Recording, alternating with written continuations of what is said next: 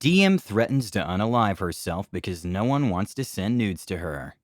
So, this story happened when I was around high school, and still getting into the world of TTRPGs. There was a particular system I loved, based around Pokemon, referred to as PTU, that had a pretty small but passionate community.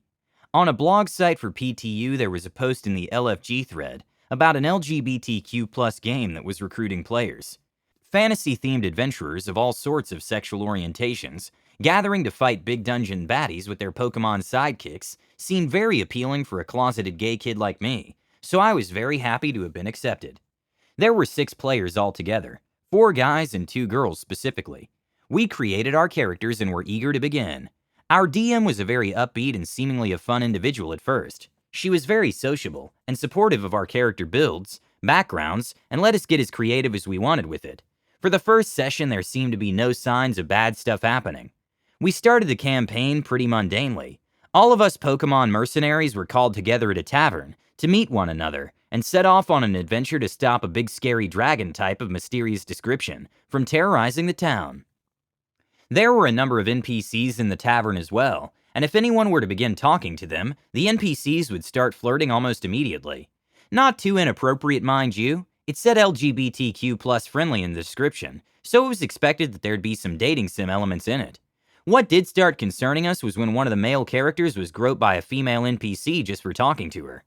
Things kind of escalated from there. The DM pushed for everyone to be paired up with someone else, and heavily pushed for very descriptive and explicit scenes to occur as much as possible. The tavern was quickly turned into a brothel within the first hour of the first session. Now, to be clear, I'm not trying to imply that kinky or sexual games are something to be frowned upon. If it's something you and your party agree to ahead of time, and you're all into it, there's absolutely nothing wrong with it at all. I was just surprised by it because there was no mention of such explicit gameplay in the initial post, or in the session 0. It was safe to assume the game wouldn't be explicitly sexual, as the PTU site we all used was a 13-plus age-appropriate site, with clear rules about not posting for sexual games. So since we never discussed it, it was reasonable to not be expecting the sexual content. And since the game didn't say 18 plus only or anything, she risked having a minor in the campaign, and this whole thing would have turned criminal very fast. Luckily, all the people who joined happened to be 18 or older. I had just turned 18 a couple months earlier, and I think I was the youngest of the group. So she was safe, but it was still a very dangerous game she was playing. While the players were all surprised with this, none of them were specifically opposed to it. Though we did ask for the descriptions to be toned down a bit, which our DM reluctantly agreed to. I wasn't too keen on the super kinky gameplay, but we had plenty of actual core game elements in the campaign, and I really liked the build I had made, so I figured it wasn't a big deal and I could roll with it. Probably worth mentioning I was a virgin at the time, so trying to describe what my poor gay character did with an NPC was really stressful and embarrassing. How would I know what my character would do if I don't even know how to kiss someone properly yet? Well, with that hurdle overcome, we started getting into way worse territory. I don't know if this is a common experience for people, but from my own experience, when a DM or player tries to trick people into playing sexual content with them, it's usually reflective of the lack of sex they're getting in their own lives. And boy, was that the case with our DM. In our out-of-game chats, she did nothing but try to flirt and demand all sorts of stuff you should never ask a player for a 13-plus Pokemon post board. She routinely asked for pictures of everyone so she could see how hot we all were, and anyone stupid enough to actually send her something would get non-stop attention from her. I was one of those guys. Keep in mind, I was very romantically naive at the time, and didn't think there was anything wrong with showing pictures of yourself online. The photo I sent was a perfectly safe clothed picture, the kind you'd frame and send to grandma for Christmas. In general, no one needs to know what you look like online, so I discourage any players ever sending stuff like this to anyone asking for it.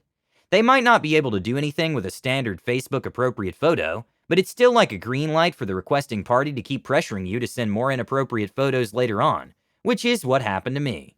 The DM continued to insist in PMs, and in the group chat for pictures of me in inappropriate poses and states of dress, which I had no problem turning down quickly. Of course, she requested this of everyone else as well, and thank goodness no one in the chat was so shy or insecure to just do anything they didn't want to. We were all pretty unified in making it clear to her that while there was nothing wrong with pursuing a romantic interest, if the feelings were reciprocated, none of us in the party were really interested in trying something like that. Again, we came here from a PTU forum for teens and young adults, looking to play a game, not a dating blog. Also, just something that really bothered with this, her post for this campaign was tagged with LGBTQ+. So why was she surprised that the 4 guys in her party were gay?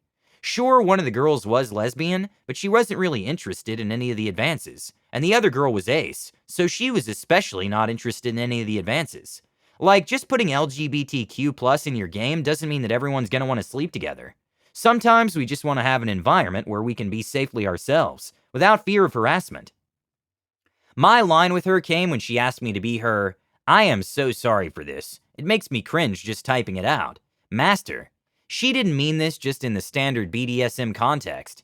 She was African American and had a very prominent race play kink which she made us all painfully aware of routinely. And being a Coldplay levels of white guy myself, I was horribly uncomfortable.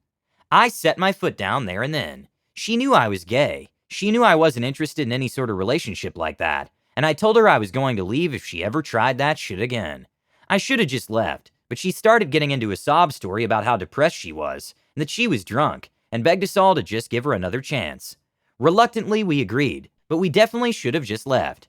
Soon after that incident, she started having very dark episodes publicly. She'd routinely say that everyone hated her. She was ugly, and when we told her that wasn't true, she'd lash out at us for not being interested in her, and kink-shaming her. Again, 5 of us weren't sexually into women at all, and the one person who was happened to be in a very happy relationship. Side note, the lesbian player later married her girlfriend, and now they live a happy life in the forest, telecommuting for work, and I'm very happy for them and how awesome their lives turned out. She had these episodes about 3 times, each time threatening to kill herself right then and there, and it became the entire group's responsibility to try and calm her down. She kept trying to imply she would be happy if one of us would just date her, and when we made it clear again and again that it just simply wasn't going to happen, she'd go right back to threatening suicide. I had finally had enough around the 3rd time, and said I don't appreciate being emotionally manipulated and doing stuff that makes me uncomfortable, and being told if I don't, you'll kill yourself. That did not go over well with her, as you can probably expect. She just went off about how we were all sexist, racist pricks, and kink shamers. 3 players were not taking any of that, and just left right then and there. I was very prone to arguing with people, so I simply stayed just to contest her points, but in retrospect, that was a huge waste of my time. As you could probably expect, the game ended right then and there. I ended up meeting up with 2 other players afterwards, and we started a way more fun sci-fi Pokemon space adventure campaign after that, so we at least got something positive. But it was still a very early lesson in my TTRPG career to start recognizing red flags early, and not let yourself feel guilty for drawing a line early. Remember, if it looks like a duck, walks like a duck, and makes unwanted advances like a duck, it's okay to call it a duck. Wow. Ironically, if the DM actually posted games that would be interested in her type of role-playing, she wouldn't need to potentially commit crimes with minors. D&D isn't therapy or dating. It's a fun game. Go to the right or wrong places of the internet to fulfill the other things in your life. Tell us about your terrible D&D experiences in the comments below. Don't forget to subscribe to our channel, All Things D&D. Stay tuned for more amazing Dungeons & Dragons content.